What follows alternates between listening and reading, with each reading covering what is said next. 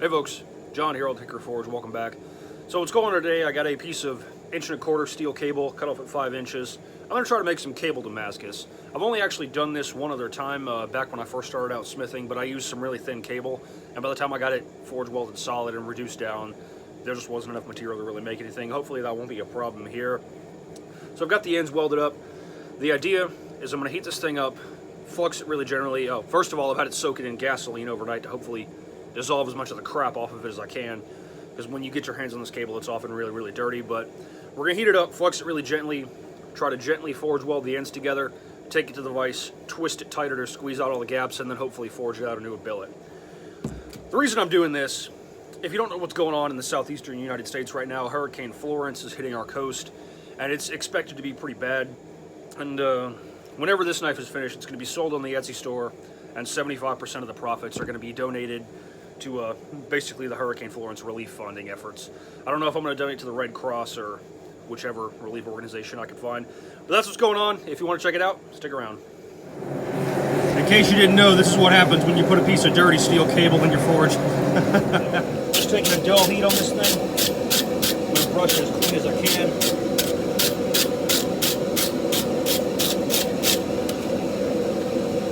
And just basically flux the crap out of it.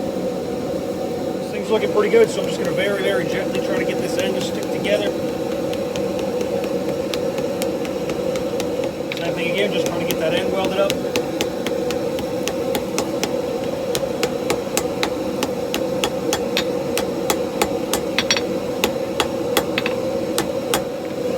That feels like it's stuck pretty good.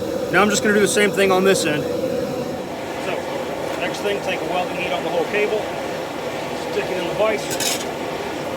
And we're basically just tightening up the existing twist. So we're going to go that way, squeeze all the crap out of there, really tighten it up. Oh, there we go. Not bad.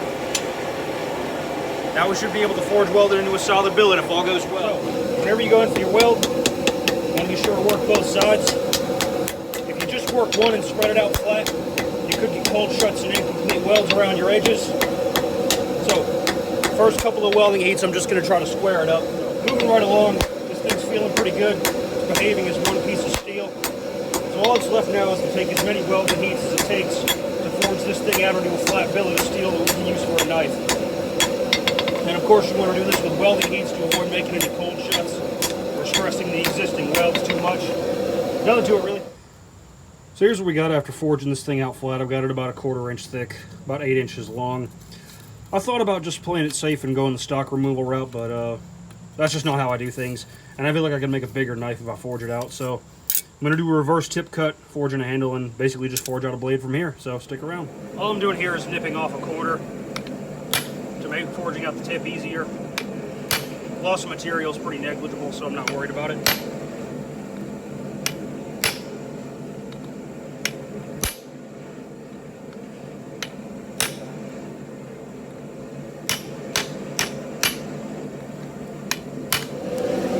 At this point, it's pretty much just run-of-the-mill forging out a blade. Just as with any powdered welded material, you want to take short heats, work it hot to avoid stressing the welds too much.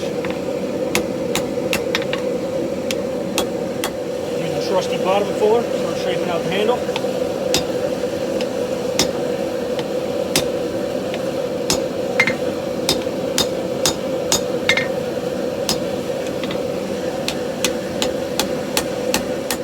At this point, I'm just using the horn of the anvil to further refine the shape of the handle. Draw it out, being sure to leave myself enough material to cut off all this screwed up stuff here at the end.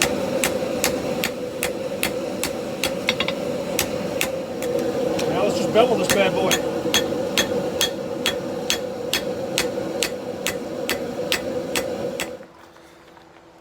So, here we are off the anvil. Got a good shape to it, good size.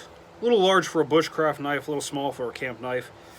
But anyway, I should be able to do both. All that's left now, grind everything nice and clean and flat, drill the holes, grind the bevels. Not a whole lot of work to do. The profile already looks pretty good. Maybe 30 minutes of grinding here, and this thing will be ready for heat treat.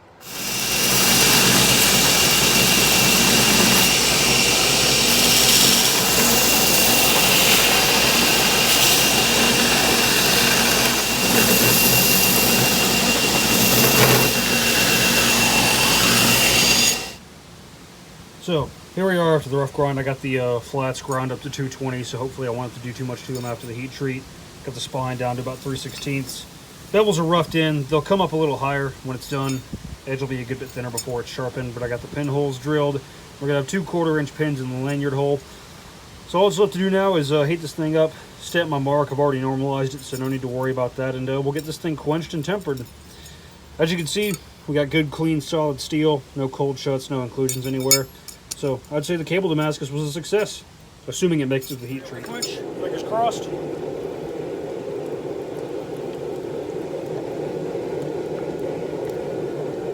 The quench went well. Next thing we got to do is temper this thing before the knife can be finished, ground, and sharpened, and all that mess.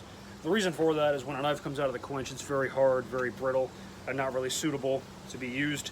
So we got to soften the steel just a little bit. I'm going to bring the tang and the spine back to blue so they're a little softer, a little springier. And then I'll temper the edge to about a straw brown or so. Should hold an edge pretty good, but still be nice and strong. So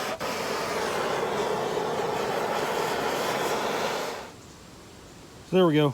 Got a nice differential temper on the knife. It's called doing a soft back draw. Makes the knife good and strong, good and springy, but still able to hold a good edge. See, if the whole knife was as hard as the edge, it'd be more likely to break, and if the whole knife was as soft as the spine, it wouldn't hold an edge well. So differential tempering is a good thing to learn.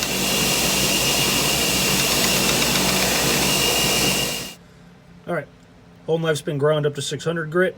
Now we'll just drop it into the ferric chloride for, let's say, 3 10-minute cycles should do it, and that'll bring out the pattern in the steel. Here's a quick look at the pattern. It'll focus. There we go. It's a little more subtle than regular Damascus, but it still looks pretty good. So next thing, we're gonna make a handle for this thing. I got some micarta scales made up. We'll just get them epoxied on, shaped out, and this baby's done.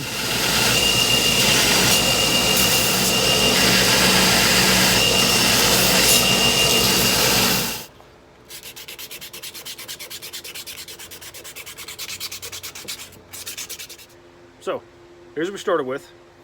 5 inches of a 1 1/4 round steel cable. And here's what we got. Pretty cool little small camp knife, I think.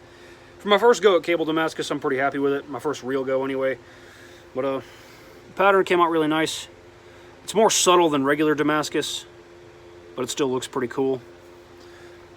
I built it with kind of a workhorse knife in mind, so I went with a pretty simple handle. It's plain old micarta 1/4-inch brass pins. Should be good and tough. Sharpened up really good. So, there you go. How you like that? I think it's pretty cool. But anyway, as I said in the beginning of the video, this knife was made specifically to be sold to help aid hurricane relief efforts, so I'll put a link in the description below. If you're looking for a way to help out as well as own a knife hand forged by me, this is your chance to do both in one go. So, like I said, link is going to be in the description, and 75% of the profits are going to be donated to Hurricane Florence relief funds. But anyway, if you like what you saw, like, share, subscribe, all that jazz. Always give me more cool stuff coming. If you're in the path of the storm, stay safe. Don't go out looting or anything stupid like that. Somebody's probably going to shoot you. But other than that, y'all take care.